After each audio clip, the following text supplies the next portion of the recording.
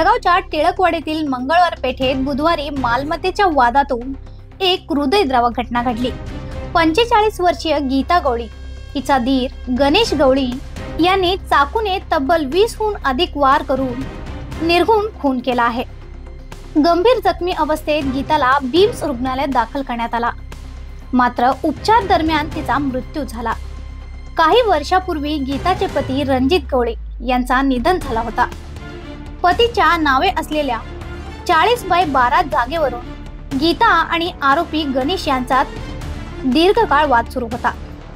आज सकाळी झालेल्या वादातून हा भयानक प्रकार घडला। हत्या करून गणेश गवळी घटनास्थळावरून फरार झाला असून पोलिसांनी गुन्हा नोंदवून शोध मोहीम सुरू केली आहे। अशा आणखीन अपडेटसाठी सबस्क्राइब करा व्हॉइस ऑफ विनुग्रामला।